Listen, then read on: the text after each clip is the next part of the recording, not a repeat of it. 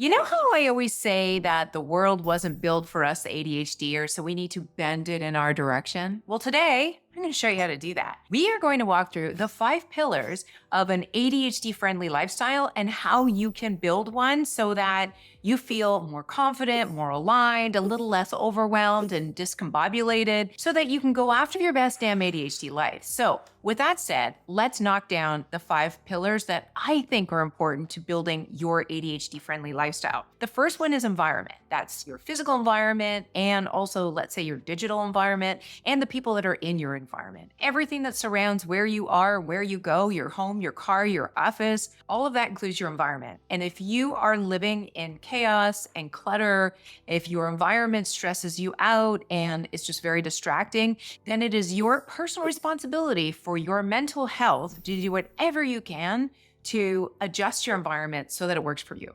What do I mean by that? Making sure your space is a haven. It starts by thinking about what kind of space do you want to live in order for you to feel relaxed and at ease and really just calm your nervous system. Because when your nervous system is in rest and digest, then you have access to your prefrontal cortex, all those executive functions like planning and productivity and organization and task initiation, all of those things, executive functions. So your nervous system has to be in a relaxed state in order for you to optimize that. So for me, that means not living in a cluttered environment. I'm not somebody who loves to clean. Okay, I love cleaning things where there's a definitive end, like folding a basket of laundry or cleaning a counter and it goes from messy to clean. Love that stuff. But for the most part, I don't like cleaning because it's something that you always have to do. However, what I don't like even more is living in a place with lots of clutter and stuff all over it because I find it really hard to focus on what I'm doing when I have a lot of clutter. Noise is another thing. We moved all the way to Austin from California so that we would have more space. And what we looked for in particular was something that backed onto a green belt because I love seeing green. It calms my nervous system. But I also love the fact that the only thing you really hear, aside from my dog coughing in the background, are the birds tweeting. And that is a big deal for both my husband and I. Other small things I do to improve my environment and help me feel more relaxed are essential oils. I think I've got a diffuser back there somewhere. I've always got chill spa music going on the Sonos. Personally, I don't have like a super duper clean home, but it is always somewhat organized so that it doesn't stress me out. I always have tons of blankets everywhere because I love soft textures. It makes me feel good. I've always got my Sonos playing to some spa music. Can you hear that?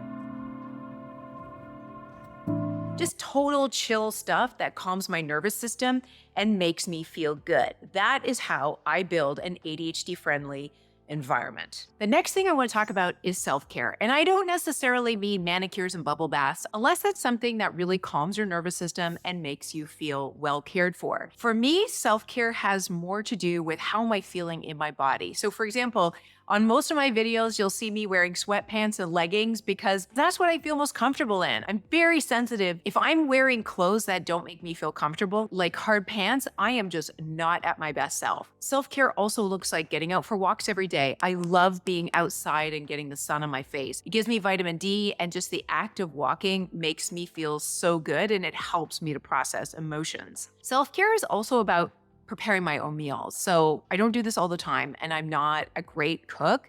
I do very simple meals by making sure that the majority of things that I'm eating in the day are not highly processed. It goes a long way in terms of my energy and my ability to focus, because we all know that the gut and brain are highly connected. And when you eat crappy food, you feel crappy up here. When we're talking about self-care, a lot of it is truly understanding who you are and what gives you energy versus what takes it away. And a big piece of that is introversion versus extroversion. So even though I'm not a shy person at all, I am quite introverted. I love working by myself and I love working in my home. When I worked at an office, so much of my energy was poured into getting up on time and figuring out what to wear and putting myself together, getting in the car, driving to work, getting to the office, dealing with all of the overstimulation associated with working in an office, especially in a cubicle, when there's just so much ambient noise and somebody always ends up microwaving a piece of fish. Like, there's just way too many things going on for me to feel comfortable and at home working in an office. So part of self-care for me, finding remote positions long before the pandemic ever happened, where I can work from home, control my environment, and preserve my energy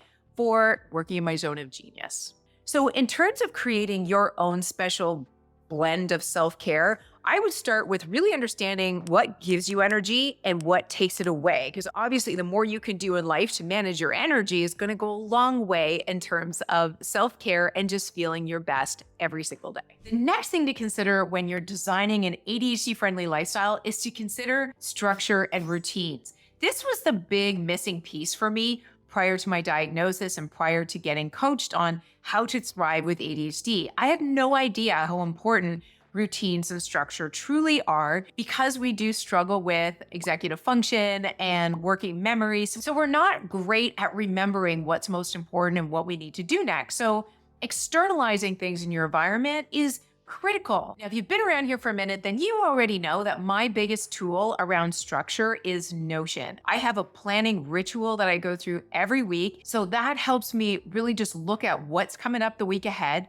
How much energy am I going to need to bring to certain commitments and responsibilities? And where's my recovery time? Because if I'm constantly having my energy pulled in different directions without recovery time, I burn out. And that comes back to this idea of self-care and really knowing what you need to maintain sustainable energy. So for me, that is my main source of structure. Because I'm an entrepreneur and I do have a lot of autonomy over my schedule, it's even more important for me to have as much structure in place as possible, or I'll just waste the day away doing busy work. So I like to theme my days.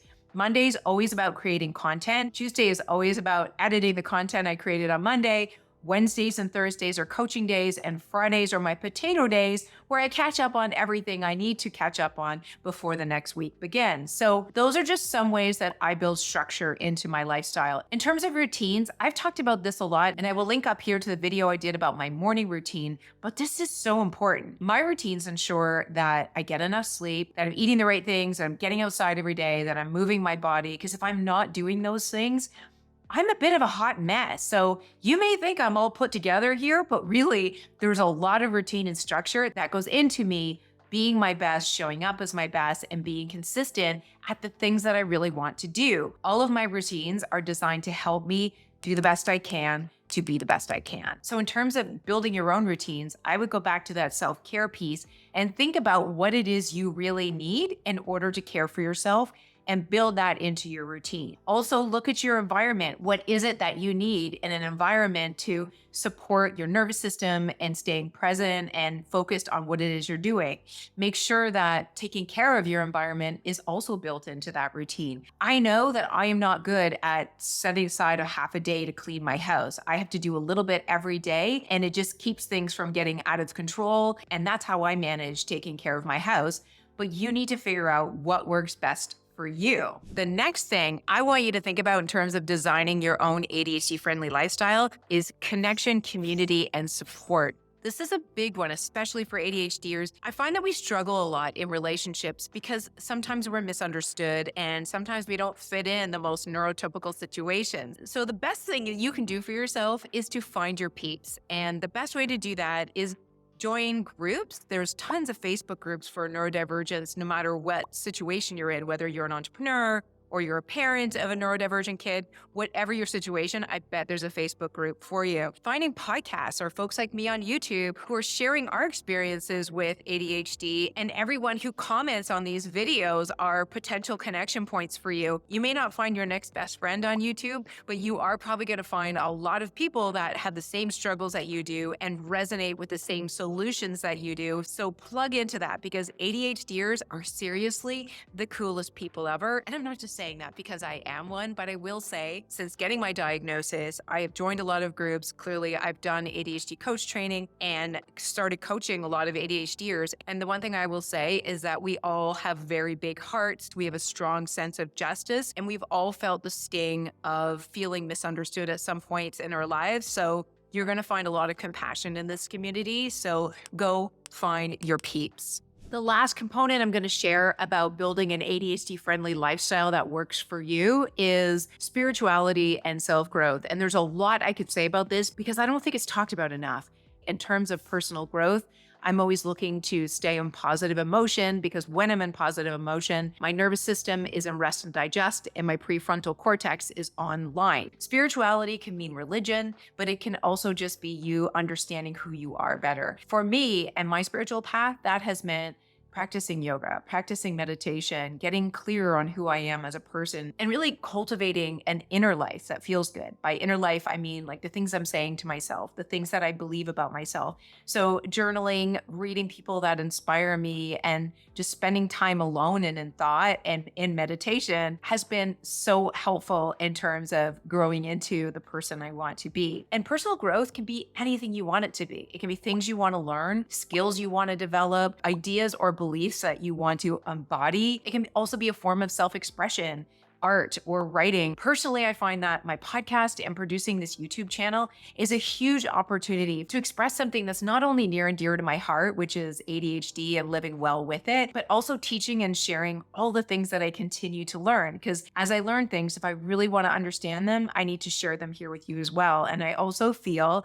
coming full circle, that if the world is not built for us ADHDers, then it's our job to bend it in our direction. And if there's one thing I want to do for this community is to help you bend the world in your direction so that you can live the best life you possibly can. So on that note, guys, I hope this was helpful. I hope you got some great takeaways from it and some ideas and inspiration on how you can build your own ADHD-friendly life. There's nothing you need to buy in order to make this life more your own. In fact, it's probably more of a letting go of things that you already have to ensure that you only have around you the things that light you up and are meaningful to you. And that is going to give you the best chance to live a rockstar, amazing, ADHD-friendly life. So on that note, guys, thanks again for watching, and I will see you in the next video. Bye for now.